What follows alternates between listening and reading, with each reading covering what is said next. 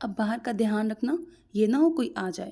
اس نے درخت پر چھڑی مارنے سے پہلے محتاط نظروں سے کلیم انکل کے بند دروازے کو دیکھا اور دوسری نظر دیوار کے بالکل پاس سوئے ان کے خوفناک کتے کو دیکھا، اور پھر تھوک نگل کر چھڑی زور سے شاخ پہ ماری۔ کچھ جامن ٹوکری میں اور کچھ نیچے گرے تھے۔ کھالا، ہادی ماموں آ گئے!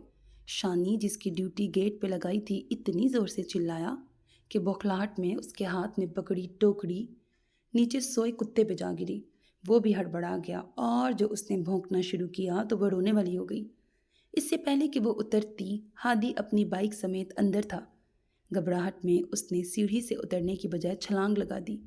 نتیجہ حسب معمول تھا، اس کے گھٹنوں اور کوہنیوں پر بری طرح چوٹ لگی، لیکن وہ پھر بھی سیدھی کھڑی ہو گئی۔ امارہ نے افسوس سے اس کی چھلی ہوئی کوہنیاں دیکھیں۔ اس سے پہلے کہ وہ بھاگتی، ہادی ان کے سر پہ پہنچ چکا تھا۔ اس نے غور سے سب کو دیکھا، جن کے ہونٹ جامنی ہو رہے تھے۔ اس نے امارہ پر ایک غصیلی نظر ڈالی تو وہ سٹپٹا کے سر جھکا گئی۔ زینب کب سے منتظر تھی کہ وہ اسے ڈانٹے اور جائے۔ ہادی کی نظر سدرا اور شانی سے ہوتی ہوئی اس پہ رکی جو حال سے بے حال ہو رہی تھی۔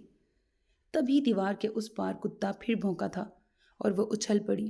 ساکت ماحول میں ہلچل ہوئی اور سدرا کی زبان میں کھجلی۔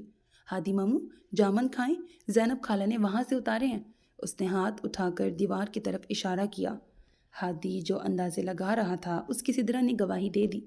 یہ کیا تماشا ہے؟ آخر کار اس کا منہ کھل ہی گیا۔ کوئی طریقہ ہے اتنی گرمی میں دوپہر کے وقت دیواروں پہ لٹک کر بندروں والے کرتب کیے جائیں؟ ہادی بھائی، بندر نہیں، بندریا والے۔ سمیر کے کہنے پہ زینب نے اسے گھورا تھا۔ دوپہر کو لوگ سوتے ہیں۔ اگر کلیم انکل یا ان کا کوئی بیٹا باہر نکل آتا تو تمہیں خود کوئی احساس نہیں؟ وہ زور سے بولا تو اسے بھی بولنا پڑا۔ آپ ہمیشہ مجھے ہی ڈانٹتے ہیں، یہ بھی تو میرے ساتھ تھے، انہیں تو آپ نے کچھ نہیں کہا۔ دیوار پہ کون چڑھا تھا؟ وہ ماتھے پہ تیوری ڈال کے اسے دیکھنے لگا۔ انہوں نے مجھے جامن اتارنے کو کہا تھا، وہ منہ بسور کے بولی۔ وہ بچے ہیں، تم تو بچی نہیں۔ اب کی بار اس نے منہ سختی سے بند کر کے سر جھکا لیا۔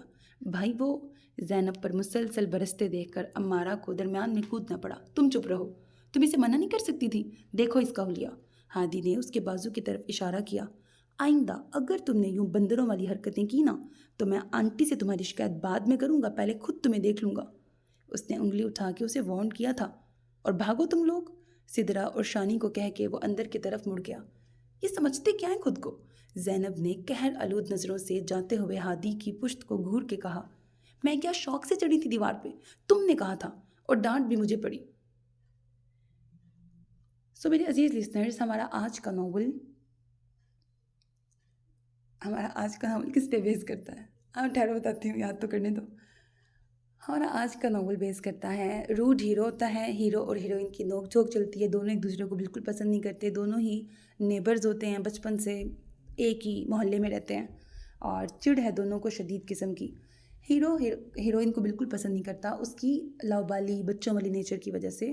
اس میں بہت بچپنا ہوتا ہے، بہت لاؤبالی نیچر کی ہوتی ہے، اور اس کی بیسٹ فرینڈ ہیرو کی بہن ہی ہوتی ہے۔ اب دونوں کی بہت گہری دوستی ہے، دونوں کا ایک دوسرے کے گھروں میں بھی آنا جانا ہے۔ اس بیچ کیا ہوگا، کیا ٹوسٹ اینڈ ٹرنز آتے ہیں۔ ہیروئن کی لائف میں کوئی اور آئے گا، وہ اس کا اپنا کزن ہوتا ہے جو اس سے ایج میں بہت بڑا ہوتا ہے، اور وہ دوسری شادی کے لیے ہیروئن کو اور اس کی مدر کو مجبور کرتا ہے۔ اب کہاں پہ کس طرح سے ٹوسٹ اینڈ ٹرنز آتے ہیں، وہ آپ کو ناول سن کے پتہ لگے گا۔ آف کورس ناول کی ہیپی اینڈنگ ہے، مجھے پورا یقین ہے۔